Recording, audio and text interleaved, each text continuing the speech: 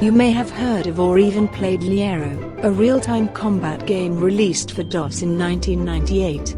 Two players could duke it out in a level of destructible dirt and immovable rocks, using the grappling hook and a plethora of weapons.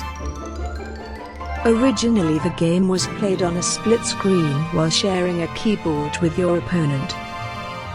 Nowadays a version of the game can even be played on a web browser. While the game may seem like harmless fun, it is based on events and actions that will become the epitome of unethical opportunism, capitalistic greed, indifference, and wastefulness on a cosmic scale. How can that be, you may ask?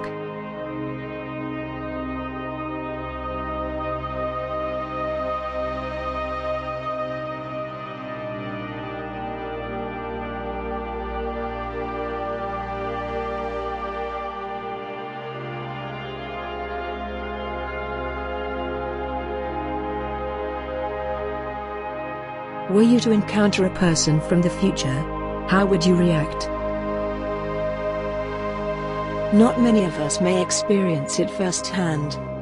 But Elliot Atwater of St. Margaret's, England, related details of his morning walk on the cliffs on 4th of April 1974. He tells he came by a man looking across the sea, dressed in a peculiar outfit similar to those sported by astronauts, only much more sophisticated.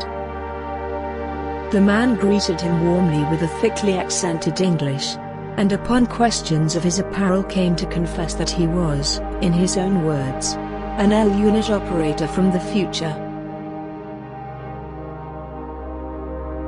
A long conversation followed, after which the man handed Mr. Atwater a small pyramid-shaped metal object, excused himself and walked off.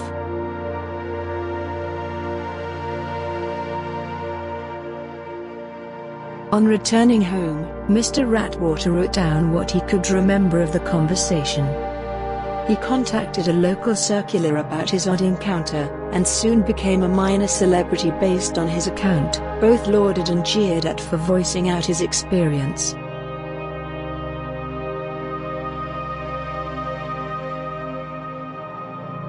While it is easy to scoff and dismiss such stories, one must remember there are many accounts of so-called ancient astronauts or visitors that have made contact with humans in antiquity and prehistoric times. While these ideas are widely considered as pseudoscientific hypotheses and are not taken seriously by academics and archaeologists, many questions remain that can't be answered with any other explanation. While Mr. Atwater is no longer with us, the audio recording and transcript of the narration of his encounter was widely circulated. A story that was perhaps later on found by the developer of the popular video game, Liero.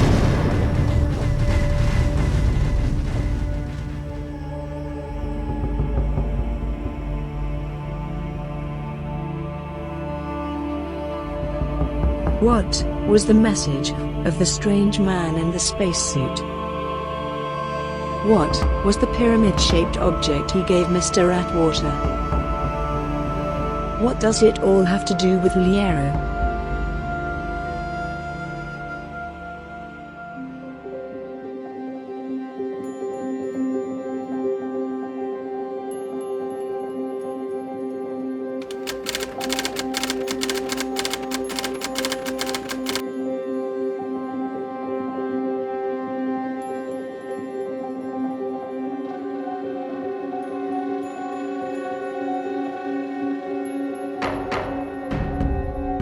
Even after decades of rallying and insisting on action to save the environment, the course of the world never changed.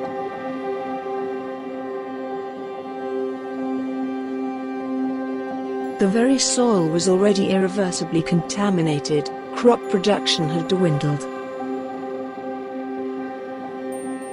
With major leaps in technology, the global warming and worldwide pollution was finally reversed. Yet, the damage was already done.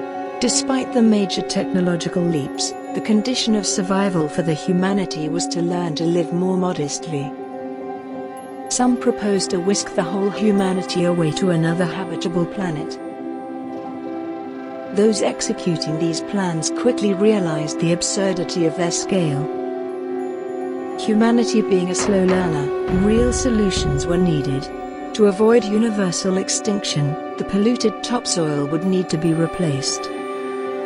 As dirt became the most valuable commodity in the world, people's eyes turned to the sky.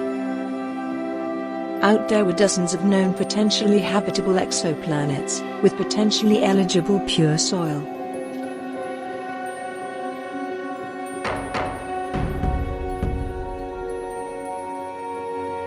The skyscraper-sized L units, optimized for intergalactic soil mining operations, are prohibitively expensive displays of all state-of-the-art technologies. Only a handful of L units are ever built on Earth, all by only the wealthiest of corporations.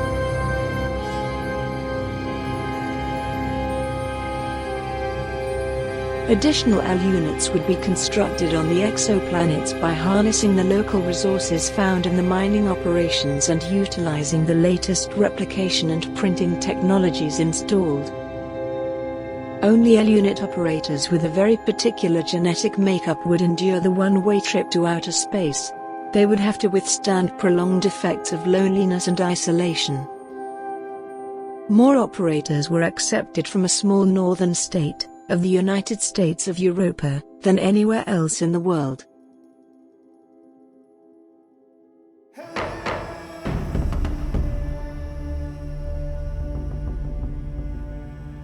First capsules delivering interplanetary soil finally arrived to Earth, reviving small-scale private farming and forests. More capsules arrive daily, but the supply never seems to meet the demand. L units are ordered to begin building more replicas of themselves.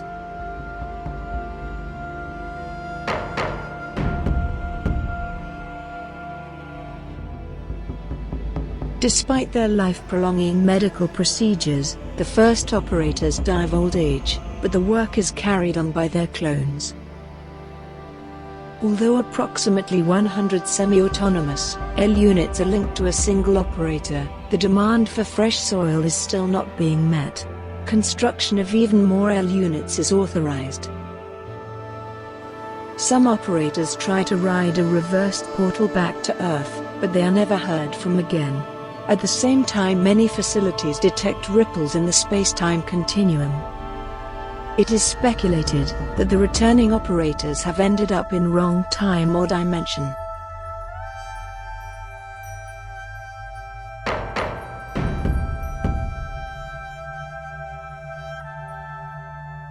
Each operator is connected to more than 1,500 semi-autonomous L units. For the first time in centuries, the population of Earth is on the rise again. The operators, fed up with working through all their waking hours, find ways to circumvent the rival corporations' encrypted communications. Not long after tapping into these newly opened sources of conversation, the first so-called matches begin.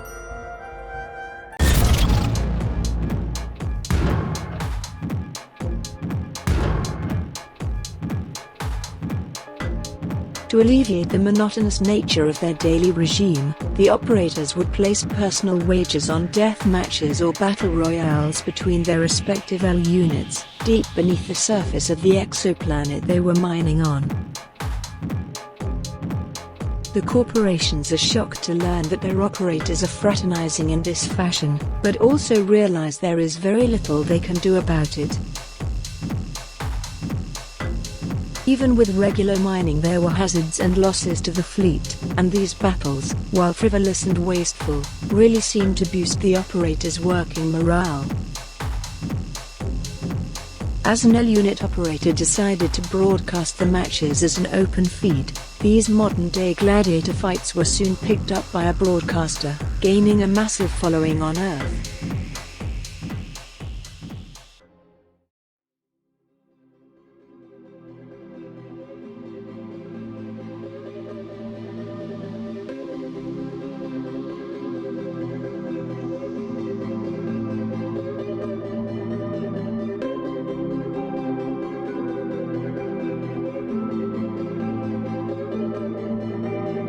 What about the pyramid-shaped object given to Mr. Atwater?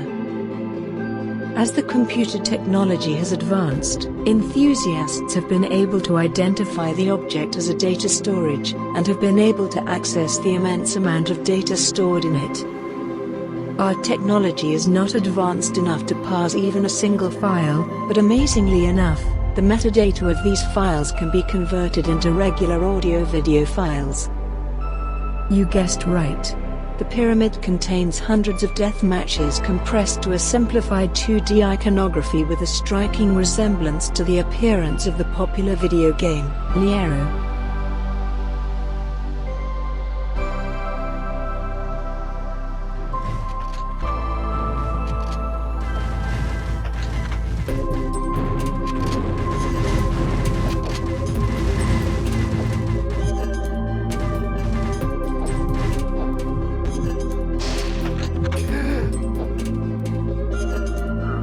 Ei, kun se kaivoi mut jostain sieltä.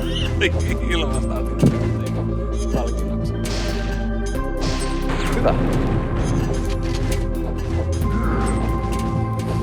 Voi mikä välitön loukku. Ei toivotus. Mulla on nyt kovalla hinnalla ostettu nää muutamat piskoiset tapot.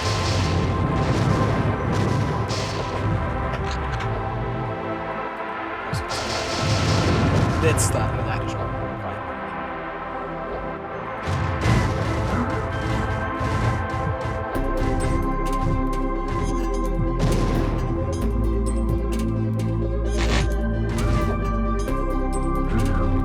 Ai.